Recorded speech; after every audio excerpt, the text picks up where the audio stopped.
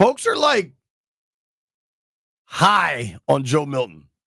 Like high, like the dudes in Jeff's neighborhood get high on Joe Milton. And I posted it on my Facebook page, and Steve Lucas responded, best quarterback on that roster already. That's just people just hating on Dak and want to take shots at Dallas. If you want to chime in on Joe Milton, 800-636-1067. The Cowboys have acquired a new quarterback. I got a ton of replies. He's actually this is from Adam on Twitter. He's actually a solid player. Needs some work on his decision making, but he's got tremendous upside. Didn't see a lot of him in the NFL, but I watched a bunch of SEC football when he was at Tennessee.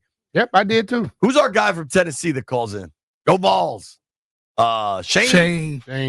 Doug, somewhere Shane is fired up because he's convinced he's convinced Milton will start week 1 for Dallas.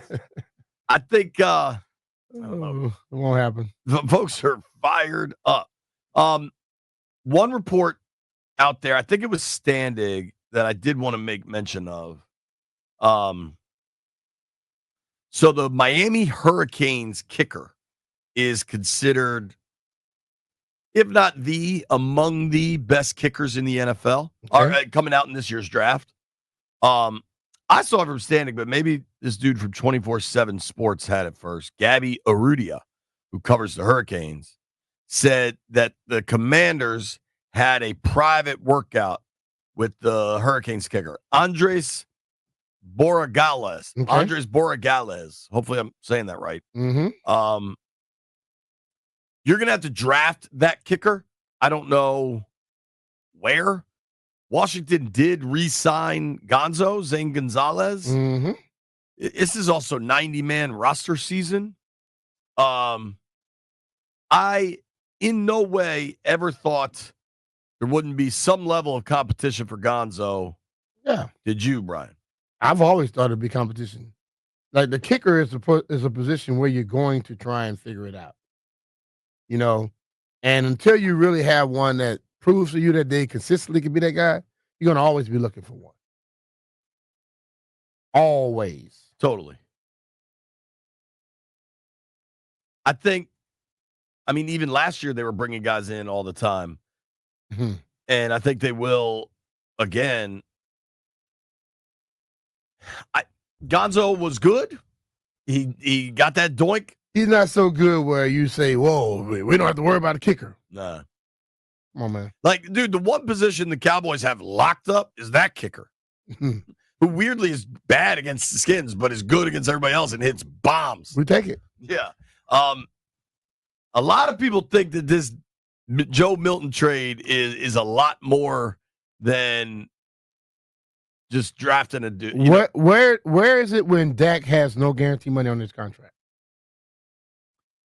Dak has not just guaranteed money next year. No, I'm saying, but where is it when he doesn't have any? 27. Okay, that's when you start thinking this Joe Milton thing is something. Right now, ain't nothing. Dak has $40 million guaranteed next year. And next year is nothing. But the way Dak gets hurt, he may be somebody come in there. But I'm saying that it's a nothing burger right now. All right, folks are calling in on this Joe Milton. If you missed the news, the Cowboys have traded with the Patriots to get Joe Milton. Dude has a rocket of an arm. In one NFL game, played quite well against the Bills in Week 18. Some fair questions about how motivated the Bills were to win that game when they rested a bunch of their players. Zach is in Manassas. Zach, what is Dallas getting in Joe Milton? Rico from Napoleon Dynamite. As a diehard Tennessee Volunteer fan, he has probably the strongest arm in the NFL, but cannot hit a broadside of a barn. No matter how many Tennessee games I watched, I could throw this football over that mountain. Look up the video of him throwing from the end zone, and I think it was Pro Day when he came out of Tennessee, and I don't know how many times I've cussed out a TV because of Joe Milton in a Tennessee game. All right, brother. All right, bro. If somebody can fix that man's accuracy, he'll be great. Right. Accuracy is hard to fix. Accuracy is hard to fix. But the thing of it, Who's the other guy with a strong arm? Isn't it Anthony Richardson? I say Anthony Anderson. Anthony Richardson, right? Yeah.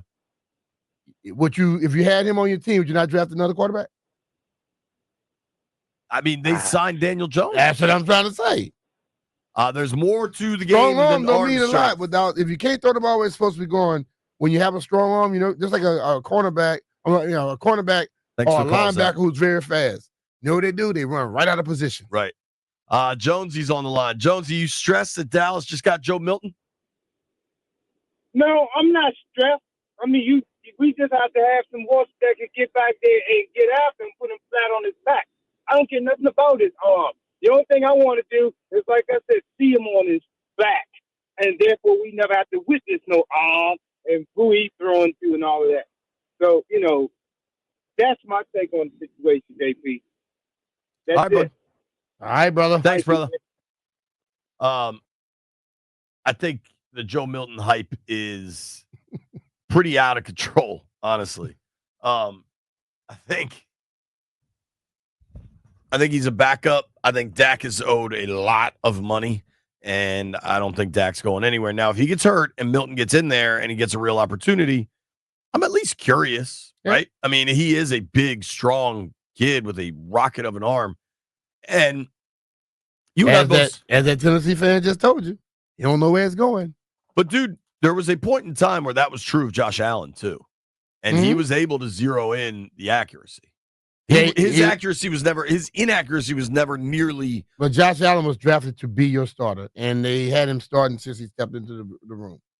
He wasn't a guy who was basically in his second year now and already been traded to another team. Right.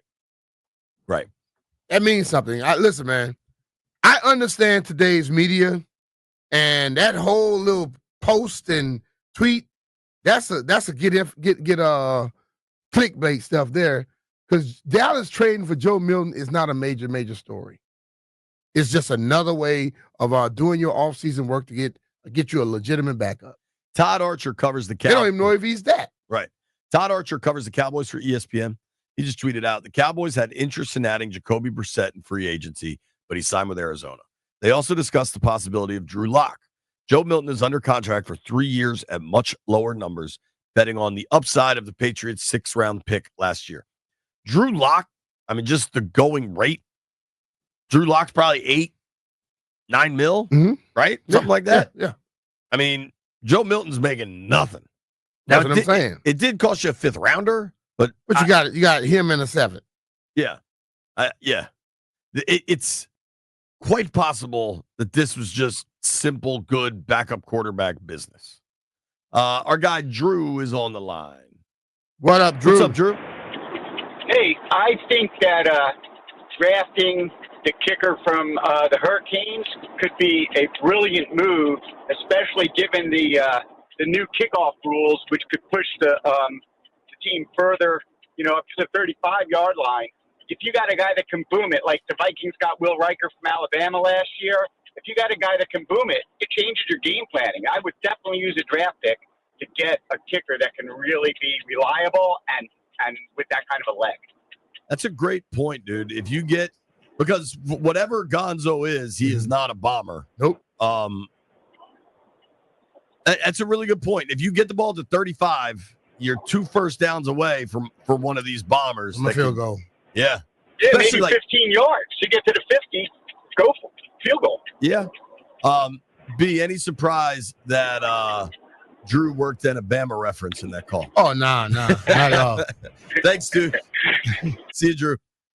So the dude Borregales, I don't know how much information I'll be able to get on him off just reading this. So 62 of 62 on extra points last year. That's a lot of extra points. Mm-hmm. That's the Cam Ward effect. I mean, your team is scoring. 18 of 19 on field goals. I don't know that college I'm going to be able to get like depth of target stuff.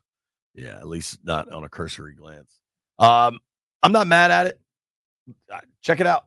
I think I'm not necessarily somebody that loves drafting a kicker, but if you have to, if that's the guy you identify as a stud. We drafted a punter one time. Rainmaker, remember him? That was a disaster. That was a long time. You remember his name? They called him the Rainmaker. That's all I remember. He had it on the front of his truck, the Rainmaker, and I think he was. Then they had him holding a bag one time on like one of the little drills, on the special teams drills, and he said that when he got hit the bag, he hurt his back, and he was trying to sue the team. I feel like he never even played a game. I don't think he ever did. Does anybody remember the punter's name that Bruce drafted? No, it wasn't Bruce. This is way before I'm talking about. This is when. Oh, okay. It was when I was like back in my first 2-3 years. Oh wow, I didn't know that. They called him the Rainmaker. He didn't make any rain. He wasn't kicking the ball out the stadium. Bruce Allen definitely drafted a punter, and I remembered his name, but I had it switched around. Does anybody remember that dude's name? Mm-mm. Durant Brooks. Did he? Yeah. He was a 6th rounder in 2008. See how excited I was about Bruce draft picks. I never remember they drafted him. Yeah, there was some conversation about about them drafting a punter. I don't know how long he lasted in Washington. Part of me wonders if Bruce wasn't just drafting a punter to bring more credit to punters because he was a punter at the University of Richmond. Right. I won't be mad at drafting a kicker if you think he's a serious weapon. Durant Brooks, God, this is terrible, B. Listen, they drafted him 6th round pick. Played 6 games in the NFL. If they're drafted in the first, he probably just played 1.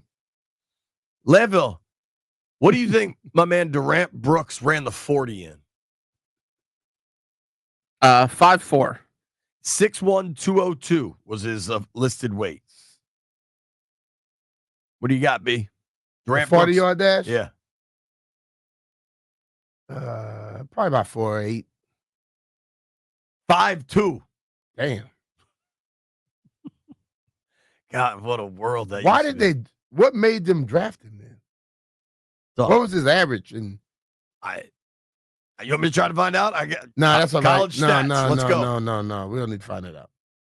Average, it's not that serious. Believe me. His yards per punt was 45.3 in 2 years at Georgia Tech. I mean, is that good? 45.3, yeah. Sounds pretty good, right? Yeah. I mean, if he was a stud, maybe it changes things for you. He did win the Ray Guy Award. Okay. All right. The draft is coming. That's the next big thing on our calendar. I think a couple of weeks now. 3 weeks from today, right? Yeah. It'll be the first round. Oh, yeah. April 24th. Right now, Washington has a late pick in this thing. 29th pick. Mm-hmm. As we live and breathe, Brian, at 11:17 a.m. on Thursday, April 3rd. Right now, Washington has 5 draft picks: 29, 61, 128, 205, and 245. Mm-hmm. Do you believe when we get to the draft, they'll have more or less picks? I think they may have. Yeah.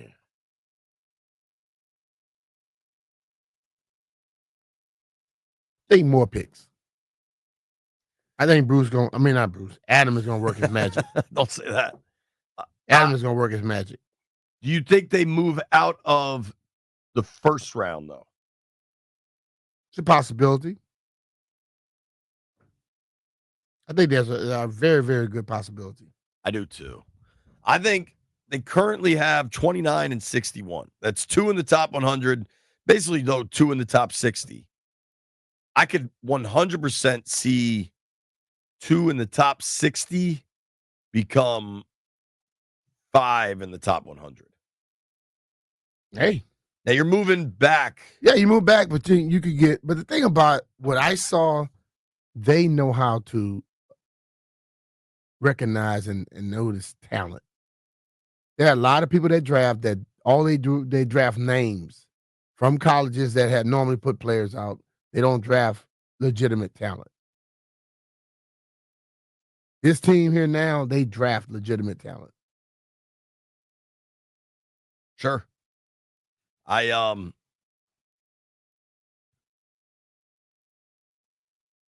If you go back and look last year at the draft day trade they made. They moved out of, they basically just played it for volume. They moved back. Philly got Cooper DeJean. They were able to move back, and they got Mikey Samerstill, among others. Coleman. I think they'd like to get volume again. And I think they're going to approach it that way. AP was asked about it when I was in Florida, and he's like, listen, man, everything's an option.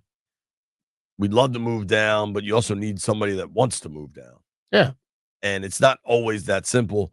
I do also think you've got to consider because they hold that late first round pick, I think it could be pretty valuable for teams trying to move up because even though it's late, you still have that fifth round optionality. Like you still have the 5th year option on a first round rookie deal. If you go back in time to when Baltimore traded up to draft Lamar at 32, I think a big part of that was, okay, if this goes right, we get a 5th year option on this kid. True. And the way people get so desperate for quarterbacks, I don't know if it's Jalen Milroe or Jackson Dart. I wouldn't trade up for either of them, but maybe somebody wants to do that. Here's Adam Peters from Florida talking about moving around in the draft. Given where your complement of picks is, do you have to give extra consideration to trading down to try to pick some picks back up? That's certainly something that we'll consider. We'll consider everything, trading up, trading down. We always do. With trading down, you have to have somebody who wants to trade up, and so I always say, like, I'd love to trade down all the time, but there has to be somebody else that wants to trade up, and it has to be the right deal. And how far do you want to go back, and all those different things you take into account. Who's there on the board, right? Is there just one player on the board that you want? And if that's the case, then maybe you think twice about trading back but if you have 5 players on the board that you really like, you can trade back a few picks and then you can just pick one of those. And I think, with what we did in free agency and through the trades, we have the optionality to really do anything at 29, which we feel really good about. Do anything. I've looked it up and confirmed optionality is a word. I don't know that I've ever heard anyone use it until Adam Peters, and he uses it frequently. He clearly believes in optionality and has got it.